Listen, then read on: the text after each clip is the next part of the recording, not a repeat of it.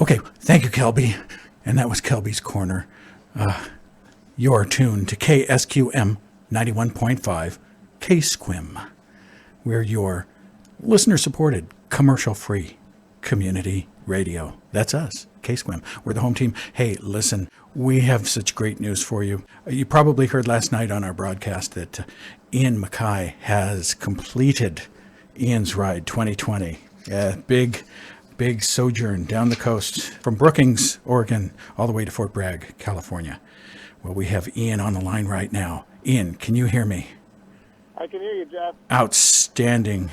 Well, sir, let me be the first from SQUIM Community Broadcasting and KSQM Radio, on behalf of all of our volunteers and the board of directors, to congratulate you on this tremendous, tremendous achievement. And thanks for checking in with us. How are you doing today? I'm doing well. The first morning in over a week that I woke up and didn't have over 35 miles to ride. Instead, I'm in a van for about 700.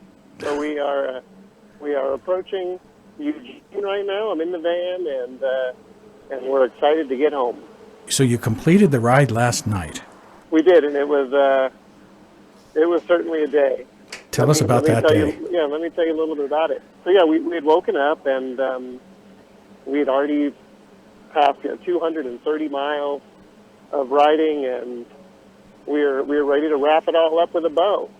We knew that there was a chance of rain, and we were familiar with what stretch we needed to go over, and we were all in pretty high spirits. Mm-hmm. When we did arrive at our location, our starting spot, it was at Hales Grove.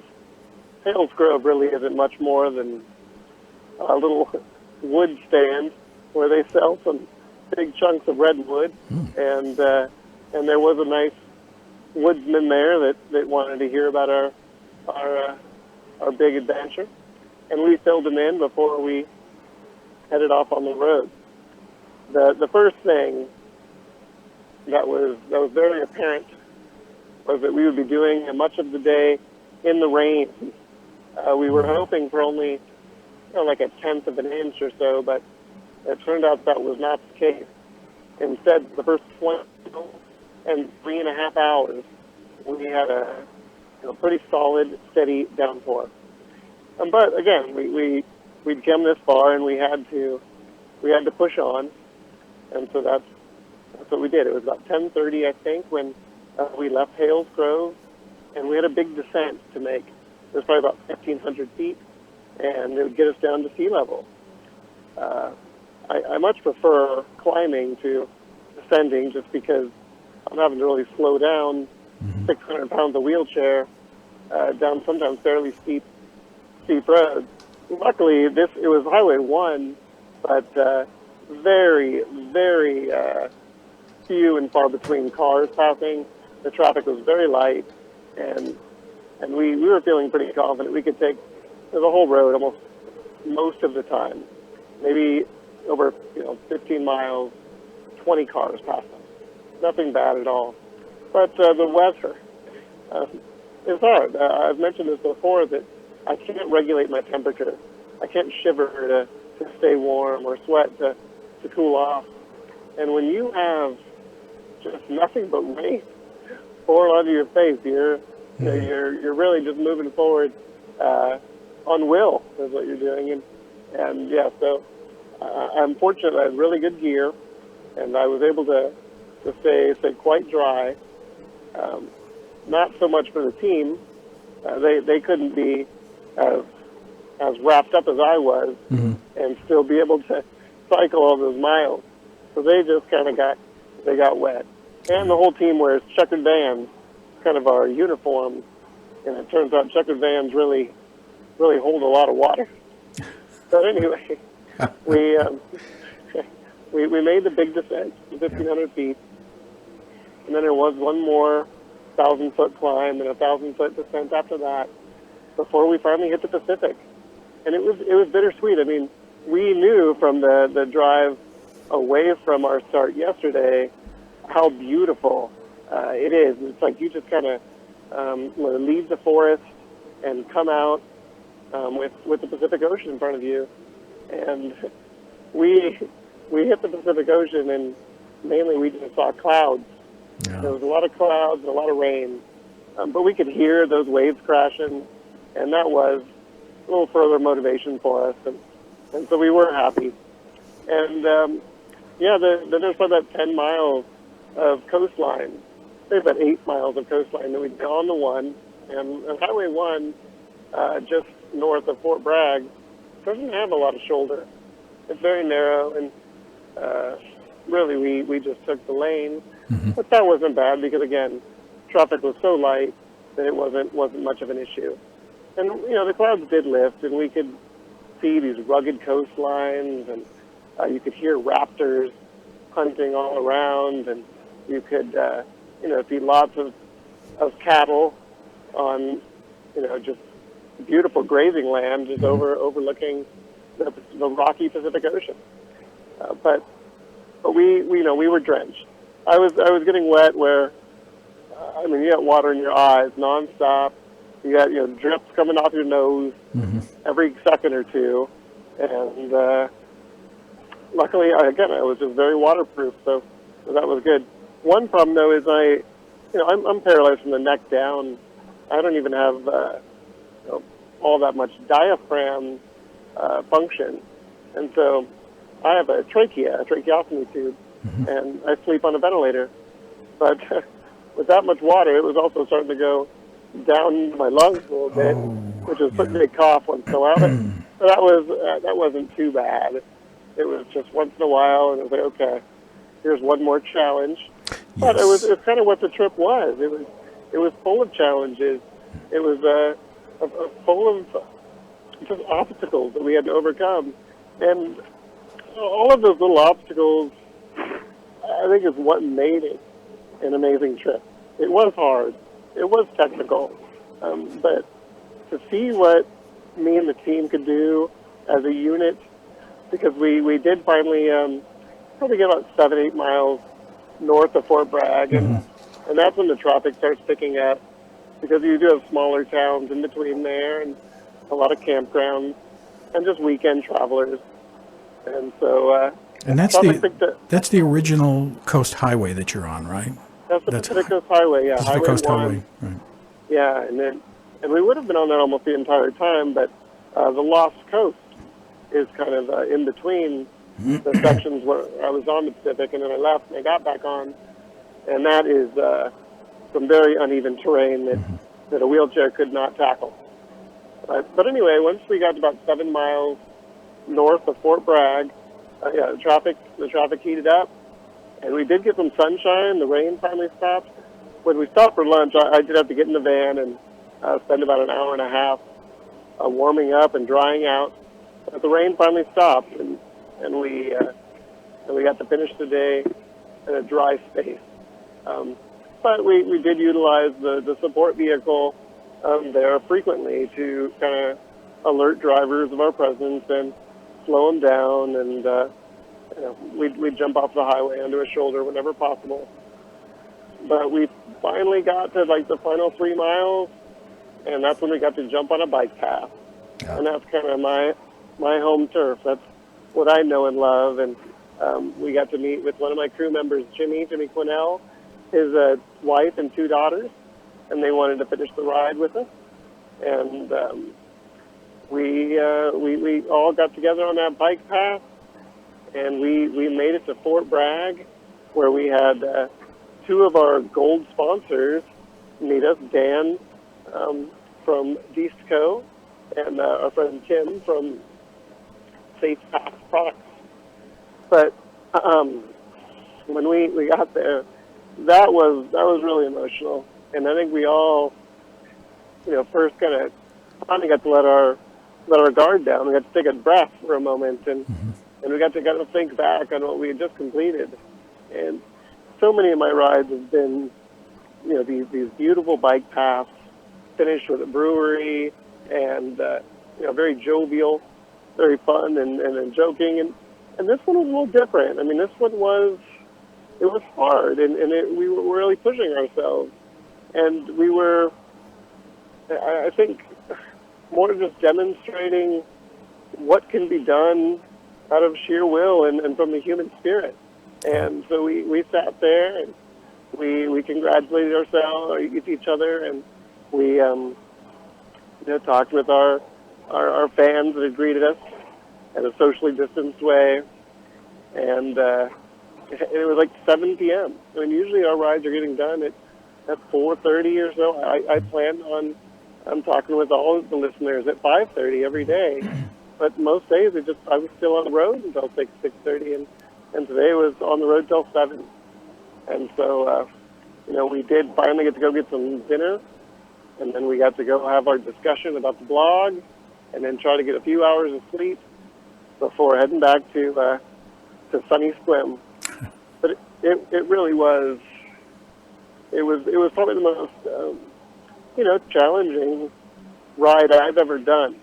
And you sit home and you're planning these out, and you think about the Redwood coast and how it has this, I don't know, romantic draw to it.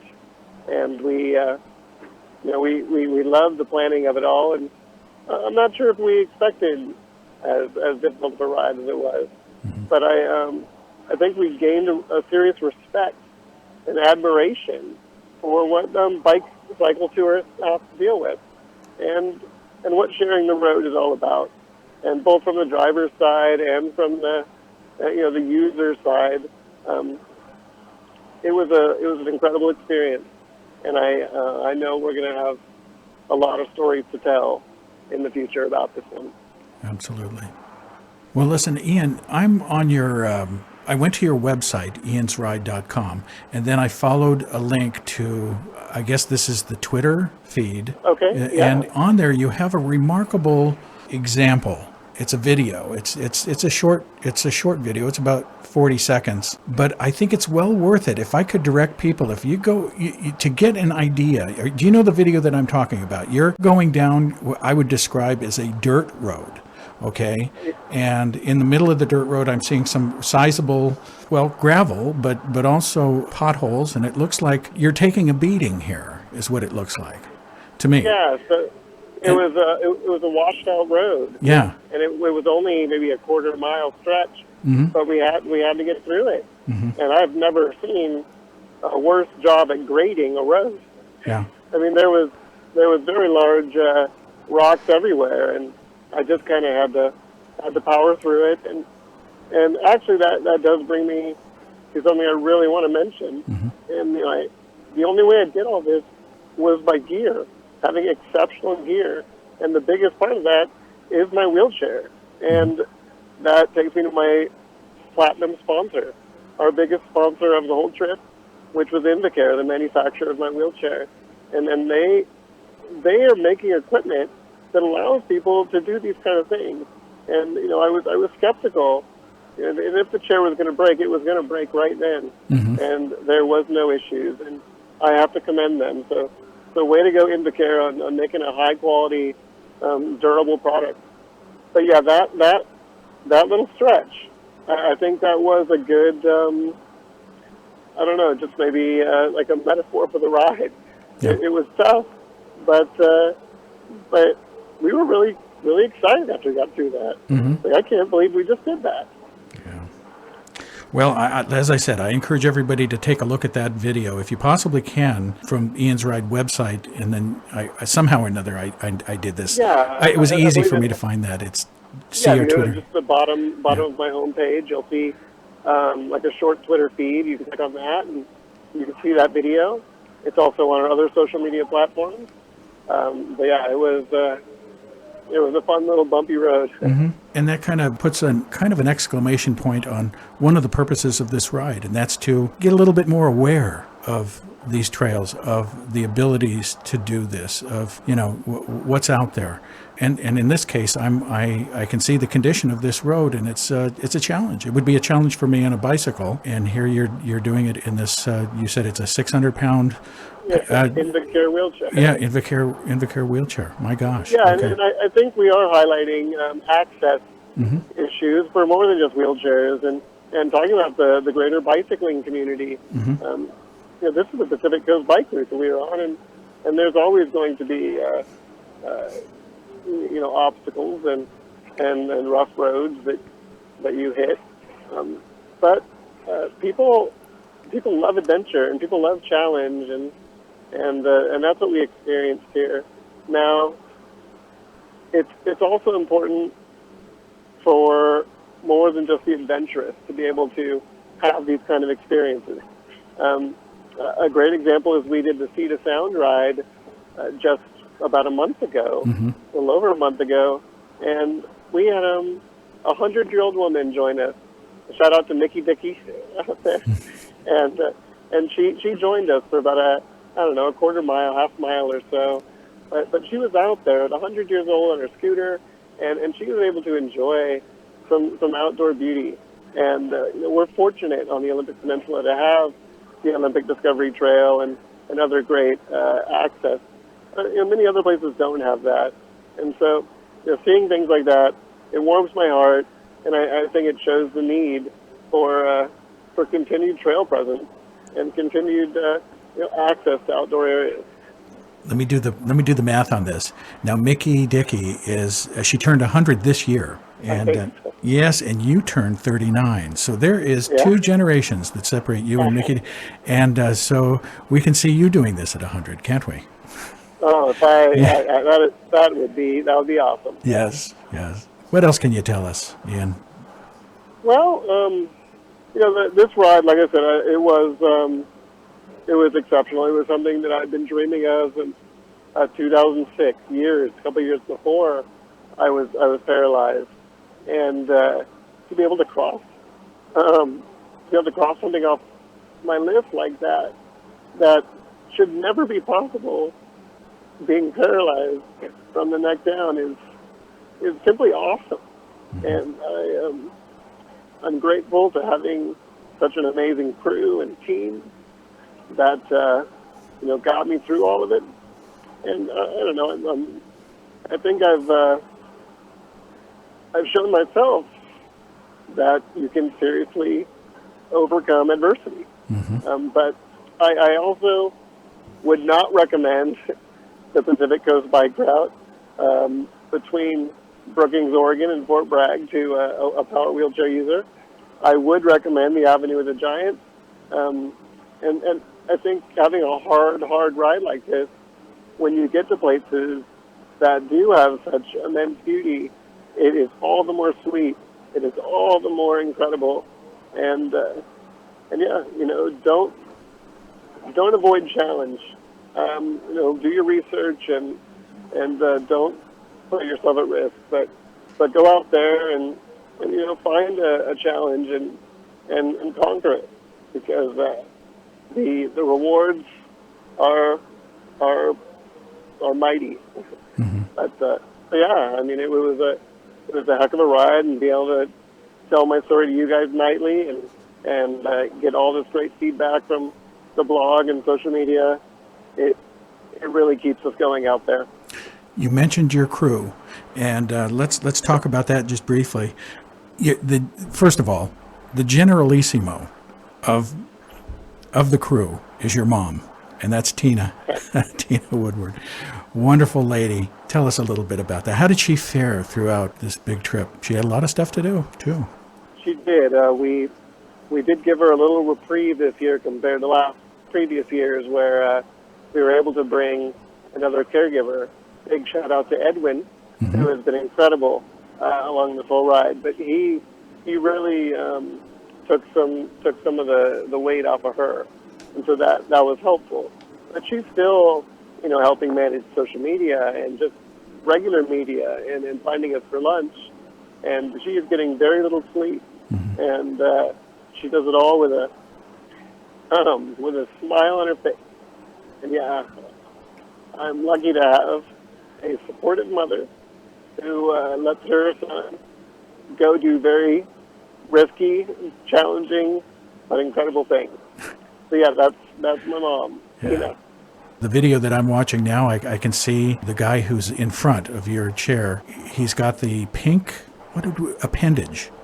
Okay. The pool noodle. He's got a pool noodle on it. There it is. Yes. Now I get a better understanding and a great respect for that appendage. They don't know what that pool noodle's for. A lot of people. And so what it is this is Josh Plowstein, affectionately known as Dr. B. He was my chemistry professor in college, and he's who I did my first bike tour with as a road crew.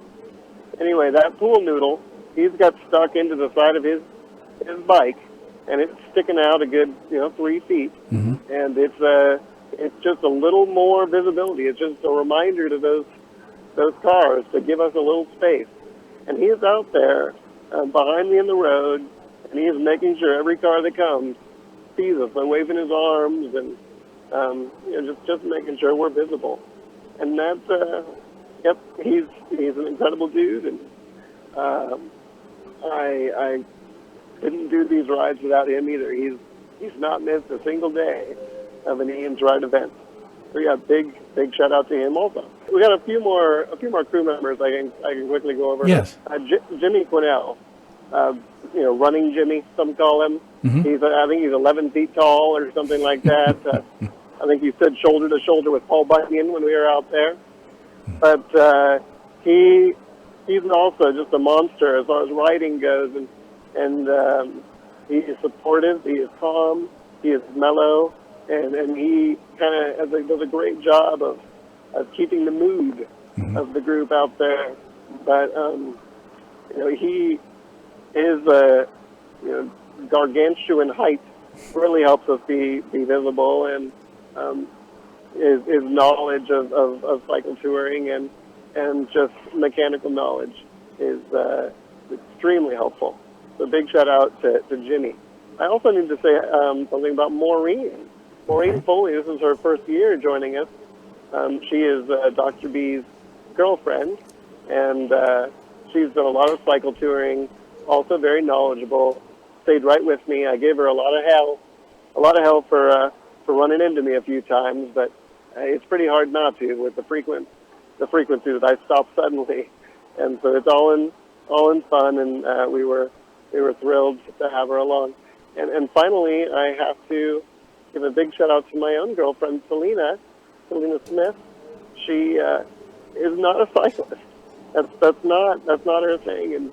And she was out there, riding 200 miles with us just to support. And she got such a different view on just the concept of sharing the road and what it's like to be that little guy over on the shoulder when you got the big trucks flying by, and having someone you love so much right with you the whole time.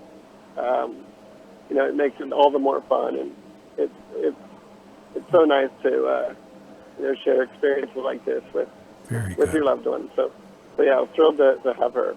And yeah, the sponsor again was Indicare. They've been our sponsor every time we've done this. I'm a proud ambassador of their company. I'm proud to drive their chairs, and I'm happy to have a voice with the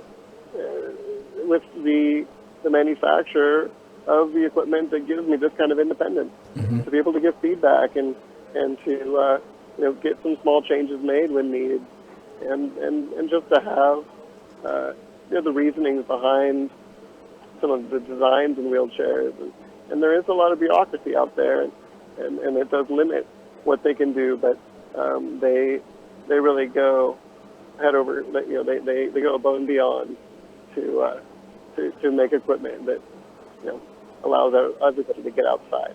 So, yeah. Other sponsors, I noticed it's Nelson Boyd is your legal. Nelson Boyd. All right, we're going to go through some sponsors here. Let's do Nelson that. Yeah. Boyd, Deborah Boyd. Nelson, Jeffrey Boyd. You guys rock. They've been part of this adventure from the get-go, and they are the ones who helped make this nonprofit possible. They are the president and vice president of my board, and we love them tremendously. Another sponsor to mention is Body Point. Body Point makes the straps that keep me in this chair. And when I'm going over the bumpy terrain, like you see in that video, I need to be well secured in this chair. I cannot move a muscle below the neck, at least on purpose. And it's easy to slide around when you're bouncing off rocks, and their products do keep me safe. And they're good people over there. Deistco Disco, Dan Diesel, he is the owner of the company, the founder of the company. He drove from Chico all the way to Fort Bragg to buy us dinner and beer and see us come to the finish line. And he is the guy that invented the canopy, the famous canopy that I have wherever I go. It's like my story with the fringe on top. Yeah. And he also makes the weather chaps, the things that are going over my legs. And he really teased me at dinner because I poo-pooed those weather chaps when he first was suggesting them to me. And it turned out that final day, I wouldn't have been able to go 5 miles without that leg protection. So yeah, big shout out to him. Okay. Tim from Safe Path Products, he was a late sponsor, and he's also from Chico, but they make really cool rubber ramps that are made from recycled tires, and they're affordable and stylish. And when you have a product that is both environmentally helpful and an accessibility aid, I'm all about it. So shout out to them. And that sponsor again? Safe Path Products. Safe Path Products. Okay.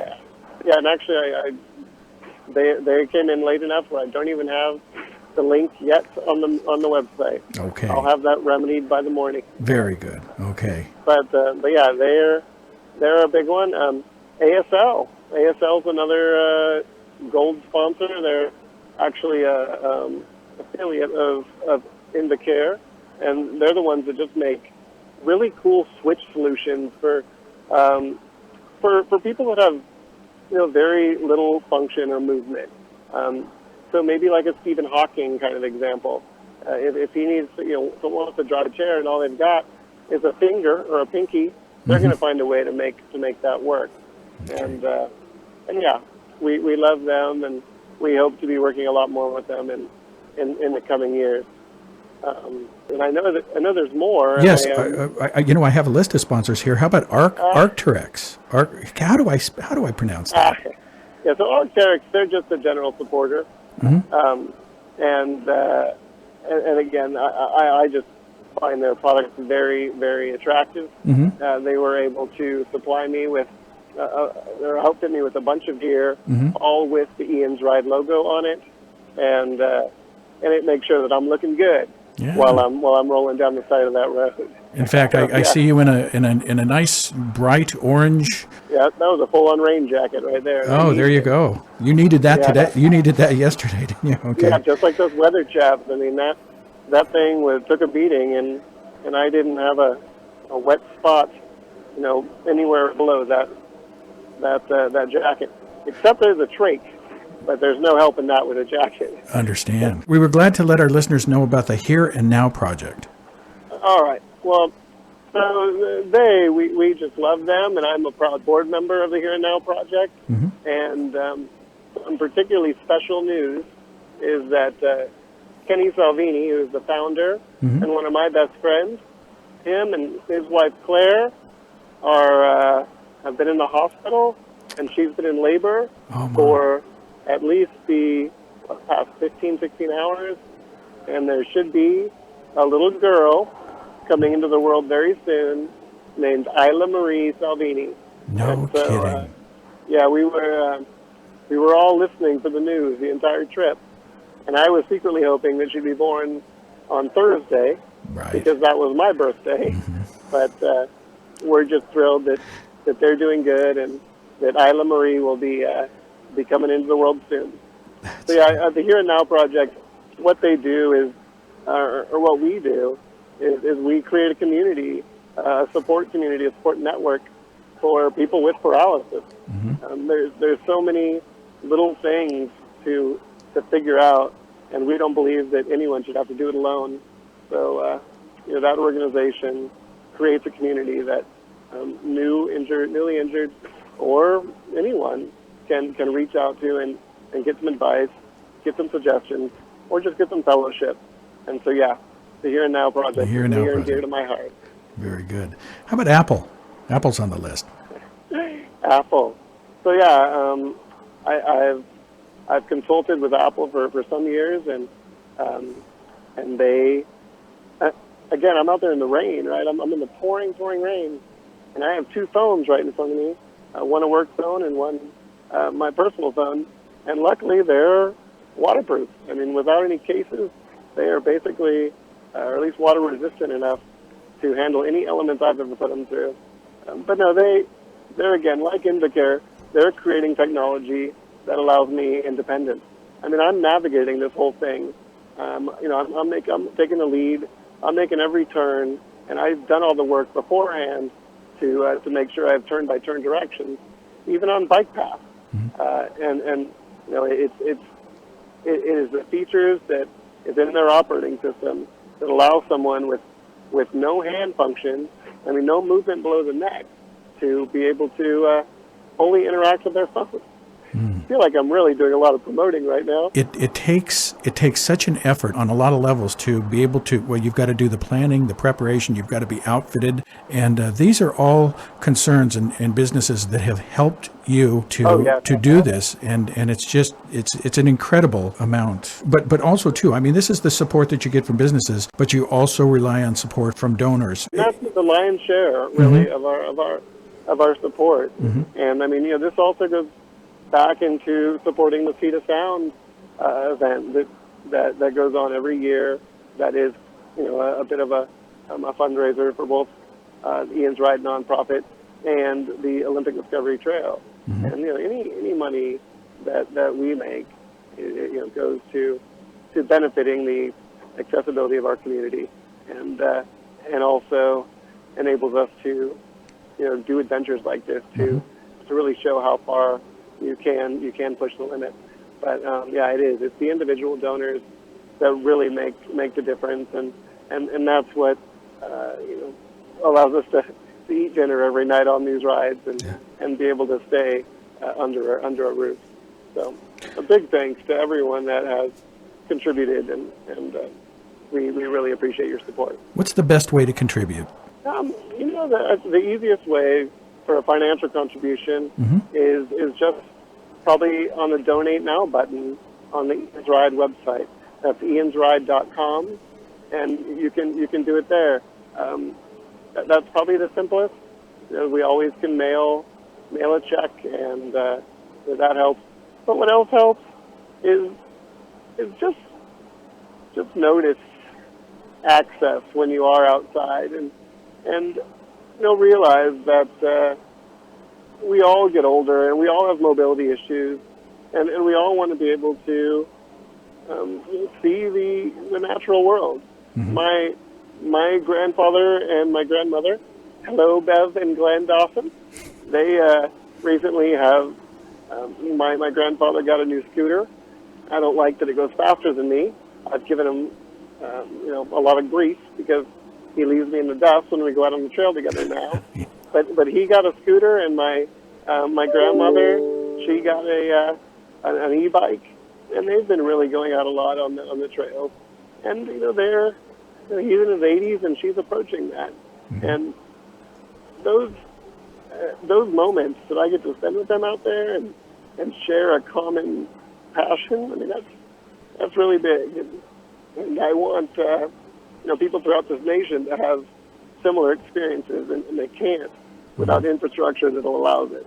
So, that's a big way to support, is recognize that, and support with your vote, support financially, and support by just getting out there and being seen, enjoying the outdoors.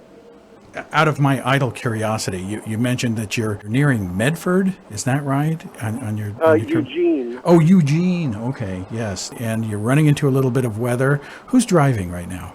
Right now, we got Edwin behind the wheel. Edwin? Okay. He's doing a great job. Okay, Edwin. 10 and 2 on the steering wheel, and we're moving forward quickly. So we're just looking forward to getting home. And one thing I'm looking forward to is a hot shower. Oh, there you go. I've had to deal with washcloths in the bed for about 7-8 days. And cannot wait to soak under some hot water. Oh, okay. Well, drive safe now. I keep an eye out for future endeavors. We don't have anything on the plans yet, but we'll be doing something fun soon. There's no doubt about it. And thank you so much for listening. It was harrowing, but it was very, very rewarding, and we can't wait for the next one. Okay. So thanks everyone, and thank you, Jeff, and thank you, KSQM, and we'll do it again soon. Okay. We can't wait to see you, man. Drive safe. Thank you. Okay. Until next time. Okay. Bye-bye now. Bye. Well, there you have it. Ian Mackay, wonderful. And the support that he gets. We're so pleased and proud to be able to hear another one of these adventures. That's his third big trip, and it sounds like this was maybe in some ways the hardest of all, especially that last leg there going into Fort Bragg. Yeah, there you have it. Ian's Ride 2020. We hope and pray that they all make it home safe and sound after this. You're tuned to KSQM 91.5 Squim.